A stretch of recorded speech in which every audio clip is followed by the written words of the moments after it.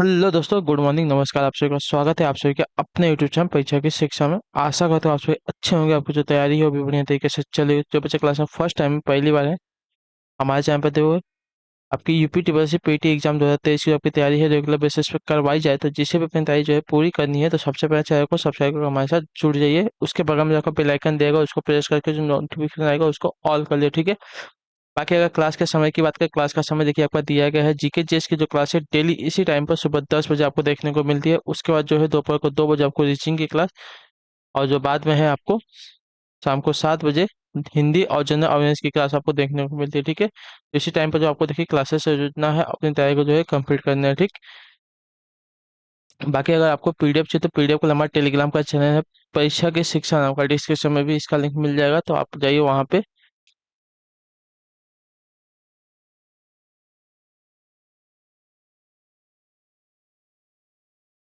अपना पीडीएफ जो है उसको डाउनलोड कीजिए। और बाकी का जो अपडेट है क्लास का रेगुलर बेसिस पे डेली बेसिस पे आपको वहाँ पे मिलते रहे, ठीक है। अगर आपको कुछ पूछना है, कोई बात करनी है हमसे, तो हम आप इंस्टाग्राम का पेज का लिंक आपको वहीं पे दिया गया हो, तो आप इंस्टाग्राम पे फॉलो कर लीजिए। आपको कुछ भी डाउट हो, कोई भी क्वेश्चन हो तो आप हमें पूछ सकते हैं, ठीक है। तो चलेंगे क्लास स्टार्ट करेंगे। स्टार्ट करने से पहले जिसने क्लास को अभी तक लाइक नहीं किया, क्लास को लाइक कर दीजिए, क्लास को अपने दोस्तों के साथ शेयर करें, ठीक। तो चलिए क्लास स्टार्ट करें। पहला क्वेश्चन देखेंगे क्या पूछा गया, ध्यान से देखेंगे और बताएंगे सही उत्तर का, ठीक है। क्वेश्चन नंबर 1 है आपका, निम्नलिखित कितने निम्नलिखित किन के बीच, ठीक है, निम्नलिखित किन के बीच जो है तक्षशिला शहर स्थित था, बताइए। मतलब निम्नलिखित किन नदियों के बीच हो जाएगा, ठीक है।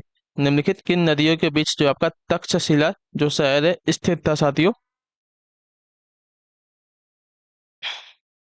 तो आपका उत्तर साथियों सिंधु तथा झेलम नदी के बीच, जो आपका ये वाला ऑप्शन दिएगा आपका सही उत्तर, ठीक है। तक्षशिला शहर जो है सिंधु तथा झेलम नदी पर स्थित है, याद रखिए, ठीक है। तक्षशिला जो है पाकिस्तान के रावलपिंडी जिले में स्थित है। तक्षशिला प्राचीन काल में गांधार राज्य की राजधानी थी, ठीक। तो जो आपका ए वाला ऑप्शन दिएगा आपका यहाँ पे राइट आंसर, ठीक, क्लियर है। अगले क्वेश्चन बढ़ेंगे, दूसरा नंबर है, ध्यान से देखिए क्या पूछा गया, बताने की कोशिश कीजिएगा। निम्न में से कौन से वंश ने भारत के दक्षिण भाग पर जो है शासन नहीं किया है, बताइए। चेर ने, पांड्या ने, राजपूत ने या चोल ने। भारत का दक्षिण भाग पर, ठीक है, भारत के दक्षिण भाग पर किस वंश ने जो है शासन नहीं किया है, तो आपका उत्तर साथ राजपूतों ने, जो आपका दिया गया सी वाला ऑप्शन आपका राइट आंसर हो जाएगा, ठीक है, क्लियर है। अगला क्वेश्चन बढ़ेंगे, ध्यान से यहाँ तीसरा नंबर उत्तर देंगे। तो प्रागैतिहासिक काल की चित्रकारी वाली प्रसिद्ध पंचमुखी गुफाएं निम्नलिखित में से किस जिले में स्थित है, बताइए। मिर्जापुर में, वाराणसी में, सोनभद्र में, चंदौली में। तो इसका सही उत्तर आपका हो जाए साथियों सोनभद्र में, जो आपका सी वाला विकल्प दिया गया है तीसरे पे आपका सही उत्तर, ठीक है। प्रागैतिहासिक काल की चित्रकारी वाली जो गुफाएं हैं, पंचमुखी गुफाएं जो है उत्तर प्रदेश के जिले सोनभद्र में स्थित है, ठीक है। जो आपका दिया गया यहाँ पे सी वाला ऑप्शन सोनभद्र आपका सही उत्तर। अगले क्वेश्चन बढ़ेंगे, चौथा नंबर है, उत्तर देंगे। क्या पूछा गया है, ध्यान से देखिएगा। खिज्र खान निम्नलिखित में से किस राजवंश से संबंधित है, बताइए। खिज्र खान जो है निम्नलिखित में से किस राजवंश से संबंधित था, तो आपका सही उत्तर साथियों सैयद वंश से संबंधित था, ठीक है। इसका जो आपका दिया गया सी वाला विकल्प आपका सही उत्तर हो जाएगा, ठीक है, क्लियर है। अगला क्वेश्चन देखें, आपका पांचवा नंबर है, ध्यान से देखिए क्या पूछा गया, बताने की कोशिश कीजिएगा। निम्नलिखित में से कौन सा युग्म आपका सही नहीं है, ठीक है।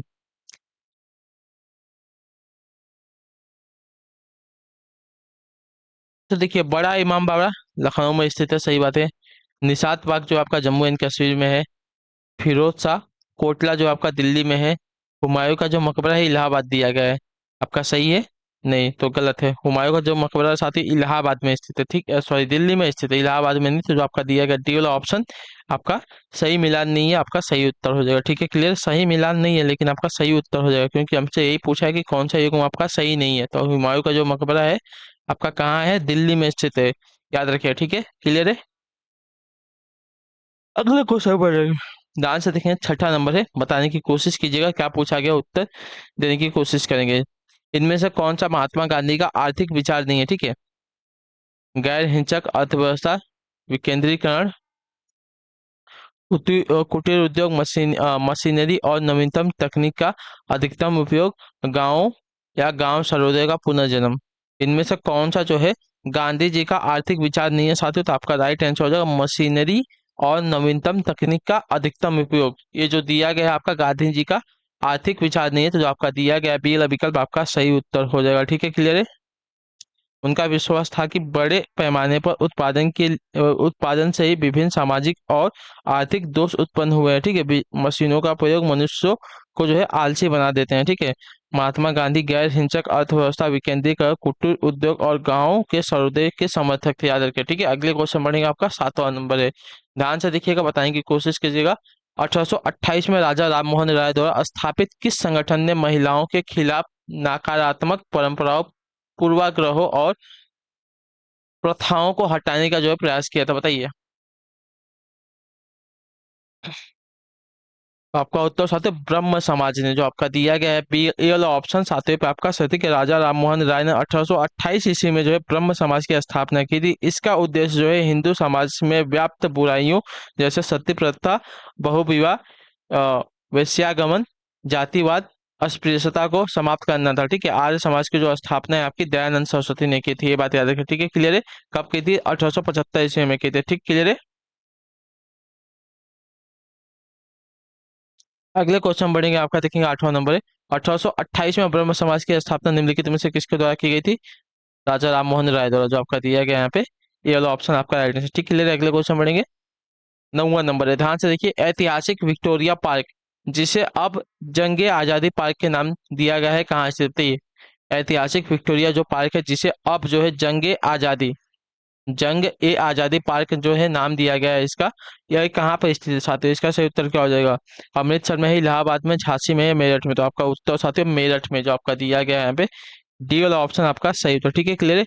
अगले क्वेश्चन बढ़ेंगे, 10वां नंबर है। ध्यान से सुनिएगा, बताइएगा सही उत्तर। क्या पूछा गया आपका? महात्मा गांधी को राष्ट्रपिता कहकर संबोधित करने वाले पहले व्यक्ति कौन थे, बताइए। आपका ऑप्शन यहाँ पे दिया गया, इसमें से आपका सही है। ठीक है, महात्मा गांधी को राष्ट्रपिता कहकर संबोधित करने वाले सबसे पहले व्यक्ति कौन थे? तो आपका उत्तर साथियों सुभाष चंद्र बोस, जो आपका सी वाला विकल्प दिया गया है सही उत्तर हो जाएगा। ठीक है, क्लियर है। अगले क्वेश्चन बढ़ेंगे, आपका देखेंगे 10वां नंबर, 11 नंबर है, उत्तर देंगे। अबू धाबी जो है किसकी राजधानी है, बताइए।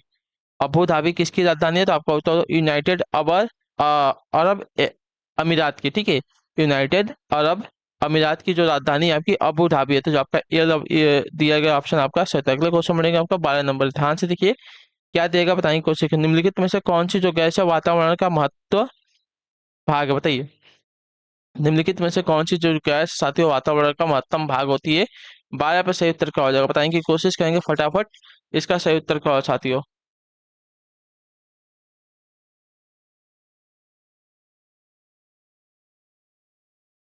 तो आपका उत्तर साथियों नाइट्रोजन। ठीक है, कितना परसेंट है?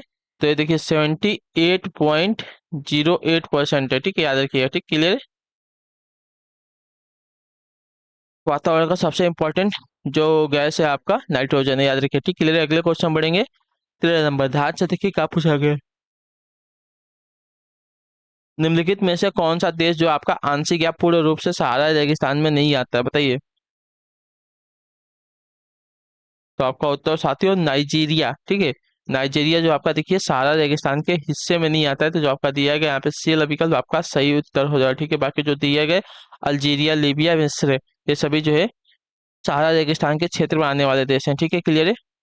अगले क्वेश्चन बढ़ेंगे, आपका 14 नंबर है। ध्यान से देखिए क्या दिया गया है। वो भारत में सबसे लंबा बांध कौन सा, बताइए। ऊ भारत की बात करें, ठीक है। ऊ भारत में सबसे लंबा बांध कौन सा है? भाखड़ा नांगल बांध, रिहंद बांध, हीरा कुंड बांध या नागार्जुन बांध? कौन सा? ऊ भारत नहीं, आपका भारत हो जाएगा। ठीक है, इसको सही कीजिए। भारत में सबसे लंबा बांध कौन सा है? ठीक है, लंबा बांध पूछ रहा है, बड़ा बांध नहीं पूछा, याद रखिए। ठीक है, तो सबसे लंबा बांध आपका हीरा कुंड बांध हो जाएगा। ठीक है, जो आपका दिया गया सी वाला ऑप्शन 14 पे आपका सही उत्तर हो जाएगा। ठीक है, इसका जो निर्माण है साथियों 1948 में उड़ीसा के संबलपुर जिले में महानदी पर किया गया है। ठीक है, इसकी लंबाई की बात करें तो देखिए 4.8 किलोमीटर है। ठीक है, लंबाई इसकी देखिए 4.8 किलोमीटर है। ठीक, क्लियर है।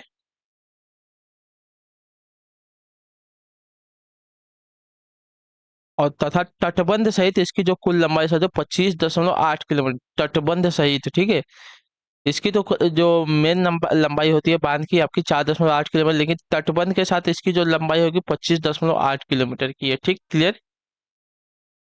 अगले क्वेश्चन बढ़ेंगे आपका, देखेंगे 15 नंबर है, ध्यान से देखिए। निम्नलिखित में से किस देश की जो है समुद्री सीमा भूमध्य सागर पर नहीं है, बताइए। निम्नलिखित में से किस देश की समुद्री सीमा जो है आपकी भूमध्य सागर पर नहीं है साथियों? तुर्की की, फ्रांस की, बेल्जियम की, यूनान की? तो आपका उत्तर क्या हो जाएगा साथियों, बताने की कोशिश करेंगे आपसे। तो आपका सही उत्तर हो जाएगा आपका बेल्जियम की, ठीक है। बेल्जियम देश की जो आपकी समुद्री सीमा है भूमध्य सागर पर नहीं है, तो जो आपका सी वाला ऑप्शन दिएगा आपका राइट आंसर, ठीक, क्लियर है। अगले क्वेश्चन बढ़े आपका, देखेंगे 16 नंबर है, ध्यान से देखिए क्या पूछे। घाटे का वित्त व्यवस्था का अर्थव्यवस्था पर क्या प्रभाव है? घाटे का वित्त व्यवस्था जो है अर्थव्यवस्था पर क्या प्रभाव पड़ता है? घाटे का वित्त व्यवस्था का अर्थव्यवस्था पर क्या प्रभाव पड़ता है, बताइए। तो आपका उत्तर सत्य मुद्रास्फीति जो आपका दिया गया, ये वाला ऑप्शन आपका सही उत्तर होगा, ठीक है, क्लियर है। आय से अधिक व्यय करना तथा उस घाटे को पूरा करने के लिए नई मुद्रा का सृजन करना घाटे की वित्त व्यवस्था या हिनार्थ प्रबंधन कहलाता है, ठीक है। तो जो आपका ए वाला ऑप्शन देगा 16 पे आपका सही, तो ठीक, क्लियर। अगले क्वेश्चन बढ़ेंगे 17 नंबर है। विज्ञान भवन नई दिल्ली में प्रधानमंत्री मोदी द्वारा औपचारिक रूप से मेक इन इंडिया की पहल की शुरुआत कब की गई थी? बहुत इंपॉर्टेंट क्वेश्चन है आपका, इसका सही उत्तर क्या है, बताइए। तो 25 सितंबर 2014 को जो आपका पीएलआई कब देगा है 17 पे आपका सही उत्तर, ठीक है। प्रधानमंत्री नरेंद्र मोदी ने 25 सितंबर 2014 को जो है मेक इन इंडिया कार्यक्रम का जो है शुभारंभ किया था, ठीक है, क्लियर है। अगले क्वेश्चन बढ़े आपका 18 नंबर, ध्यान से देखिए। वस्तु एवं सेवा कर यानी कि जीएसटी को कितने घटकों में विभाजित किया गया, बताइए। वस्तु एवं सेवा कर यानी कि जीएसटी को जो है कितने घटकों में विभाजित किया गया था साथियों, किया गया है? इसका सही उत्तर क्या हो जाएगा, तो आपका राइट आंसर हो जाएगा दो, जो आपका दिया गया है बी वाला विकल्प आपका सही उत्तर हो जाएगा। पहला कौन सा, केंद्रीय कर, और दूसरा आपका है राज्य कर, ठीक है। अगले क्वेश्चन बढ़ेंगे 19 नंबर, ध्यान से देखिए। मृदा स्वास्थ्य कार्ड से भारत के किसानों को उनके खेतों में मिट्टी के मानदंडों की जानकारी मिलेगी।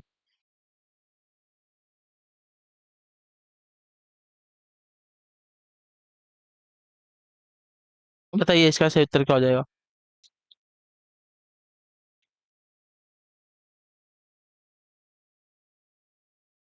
मृदा स्वास्थ्य कार्ड से भारत के किसानों को उनके खेतों में मिट्टी के रिक्त स्थान मानदंडों की जानकारी मिलेगी। 5, 12, 10, 14, तो इसका सही उत्तर क्या हो सकता है, तो आपका राइट आंसर हो 12, जो आपका दिया गया है आ, बी वाला विकल्प आपका सही उत्तर किस, ठीक है।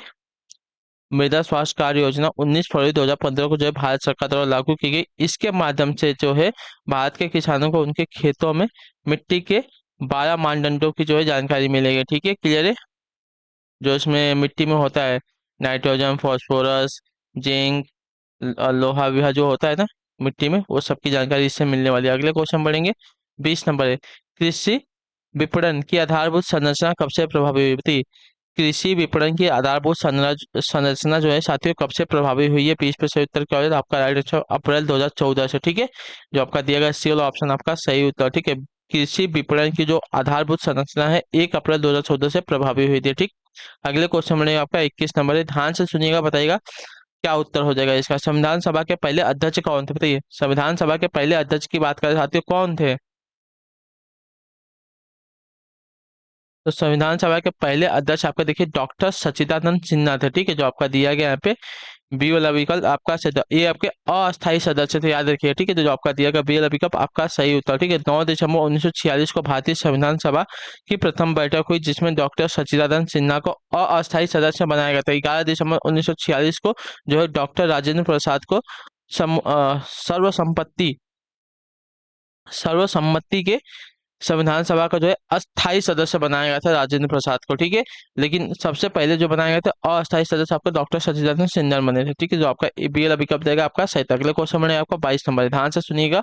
भारत सरकार का प्रथम विधि अधिकारी कौन है, बताइए। भारत सरकार का प्रथम विधि अधिकारी कौन होता है? तो आपका सही उत्तर हो सकते हो अटॉर्नी जनरल ऑफ इंडिया, जो आपका दिया गया सी वाला विकल्प आपका सही हो, ठीक है। भारत सरकार का प्रथम विधि अधिकारी आपका होता है अटॉर्नी जनरल ऑफ इंडिया, जो आपका दिया गया है सी वाला विकल्प आपका सही उत्तर हो जाएगा, ठीक है, क्लियर है। यहाँ तक अगले क्वेश्चन बढ़ेंगे आपका, देखेंगे 23 नंबर, ध्यान से सुनिएगा, बताइएगा सही उत्तर। पूछा गया आपका, भारत का संविधान सभा सभा द्वारा रिक्त स्थान को अपनाया गया था और 26 जनवरी 1950 को जो है लागू हुआ था। बताइए कब अपनाया गया था और 26 जनवरी 1950 को जो है लागू हुआ था साथियों। इसका सही उत्तर क्या हो जाएगा? तो आपका सही उत्तर साथियों 26 नवंबर 1949 को, जो आपका दिया गया यहाँ पे सी वाला ऑप्शन आपका सही था। ठीक है, भारत का जो संविधान है, संविधान सभा द्वारा जो है 26 नवंबर 1949 को जो है अपनाया गया था, याद रखिए। ठीक है, संविधान के 15 अनुच्छेद, अर्थात अनुच्छेद 5 से लेके अनुच्छेद 393 तक, ठीक है, को जो है 26 नवंबर को ही लागू कर दिया गया था, जबकि शेष जो अनुच्छेद है 26 नवंबर 1950 को जो है लागू किए गए थे। ठीक है, पहले जो है कितने 15 अनुच्छेद, अनुच्छेद 15 से लेके अनुच्छेद 393 तक जो है पहले ही 26 नवंबर को जो है लागू कर दिए गए थे, लेकिन जो बाद के पूरे संविधान थे, मतलब पूरे जो अनुच्छेद थे 26 जनवरी 1950 को लागू किए गए थे। ठीक है, क्लियर। अगले क्वेश्चन बढ़ेगा आपका 24 नंबर, ध्यान से देखिए क्या पूछा गया, बताने की कोशिश करें। भारत के राष्ट्रपति द्वारा चरित्र को बदले बिना सजा की मात्रा को कम करना रिक्त स्थान कहा जाता है, क्या बताइए? मोहलत, दंड विराम, क्षमादान या विनिमय? तो आपका सही उत्तर हो जाएगा साथियों आपका क्षमादान कहते हैं उसको। ठीक है, जो आपका दिया गया सी वाला ऑप्शन आपका सही था। ठीक है, भारत के राष्ट्रपति को अनुच्छेद 72 के तहत भारत के किसी भी न्यायालय द्वारा सुनाई गई सजा को जो है कम करने या क्षमादान करने की जो है शक्ति प्राप्त होती है। ठीक है, क्लियर है। अगले क्वेश्चन बढ़ेगा आपका 25 नंबर, ध्यान से देखेंगे, बताएंगे राइट आंसर। क्या पूछेगा, भारत के राष्ट्रपति का कार्यकाल कितने वर्षों का होता है? बताइए भारत के जो राष्ट्रपति उनके कार्यकाल कितने वर्षों का होता है? तो आपका सही उत्तर साथियों 5 वर्षों का, जो आपका दिया गया सी वाला ऑप्शन आपका सही उत्तर। ठीक है, क्लियर है। अगले क्वेश्चन बढ़ेगा आपका, देखेंगे 26 नंबर उत्तर देंगे, बताने की कोशिश करेंगे। नमक को बर्फ के साथ मिलने से हिमनांक क्या? बताइए नमक को जो है बर्फ के साथ मिलेगा तो उसका हिमनांक क्या हो जाएगा? तो घटता है, वृद्धि होती है उसमें, या अप्रभावित रहता है, या पहले घटता है या फिर बाद में बढ़ता है, क्या होता है? तो आपका होता है साथियों घटता है। ठीक है, नमक का जो है, नमक को बर्फ के साथ मिलने से उसका जो हिमनांक है साथियों घटता है। तो जो ये वाला ऑप्शन दिया गया है 26 पे आपका सही। तो अगले क्वेश्चन बनेगा 27 नंबर, ध्यान से देखिएगा, बताने की कोशिश करेंगे राइट से। आवर्त सारणी के लंबे आकार में फ्लोरीन किस ग्रुप और पीरियड में स्थित है? बताइए आवर्त सारणी के लंबे आकार में जो फ्लोरीन है किस ग्रुप और पीरियड में स्थित है साथियों। इसका सही उत्तर क्या हो जाएगा? तो आपका तो ग्रुप 17 पीरियड 2 में स्थित है, जो आपका दिया गया बी विकल्प आपका सही है। ठीक है, फ्लोरीन को जो है मेंडलीव की आवर्त सारणी ग्रुप 17 और पीरियड 2 में जो है रखा गया, याद रखिए। ठीक है, और फ्लोरीन का जो परमाणु क्रमांक कितना होता है? तो 9 होता है, याद रखिए। ठीक है, अगले क्वेश्चन में आपका 28 नंबर है, बताइएगा राइट आंसर क्या हो जाएगा। लाफिंग गैस निम्नलिखित में से किसका एक यौगिक होता है? बताइए लाफिंग गैस जो है निम्नलिखित में से किसका एक यौगिक होता है? तो आपका होता है नाइट्रिस नाइट्रस ऑक्साइड का, जो आपका दिया गया यहाँ पे सी ऑप्शन आपका सही है। ठीक है, लाफिंग गैस जो आपका रासायनिक नाम आपका इसका होता है नाइट्रस ऑक्साइड, जिसका रासायनिक सूत्र आपका N2O होता है, याद रखिए। ठीक है, इसका जो प्रयोग शल्य क्रिया और दंत चिकित्सा के किया जाता है, याद रखिए। ठीक है, अगले क्वेश्चन बढ़ाएंगे 29 नंबर है, बताने की कोशिश करेंगे। सिरके में निम्न में से कौन सा अम्ल पाया जाता है? बताइए सिरके में निम्नलिखित में से कौन सा अम्ल पाया जाता है? तो आपका राइट आंसर एसिटिक अम्ल, एसिटिक एसिड। सिरके में कौन सा अम्ल पाया जाता है? एसिटिक अम्ल। ठीक है, एसिटिक एसिड। ठीक है, क्लियर है।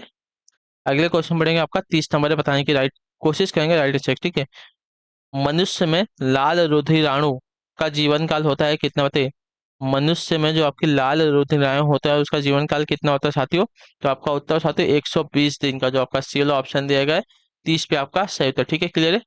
तो इसी के साथ जो आपकी क्लास है साथियों आज की यहीं पे कंप्लीट होती है। आई होप कि आपको जो क्लास है अच्छी लगी तो क्लास को लाइक कर दे, चैनल पर पहली बात है चैनल को जो सब्सक्राइब करो। क्लास अच्छी नहीं रही तो आप डिसलाइक भी कर सकते हैं। ठीक है, तो हम आपसे मिलते हैं आपकी अगली क्लास में, तब तक के लिए टाटा बाय बाय, जय हिंद जय भारत। आपसे क्लास से जुड़ने के लिए बहुत बहुत ही धन्यवाद।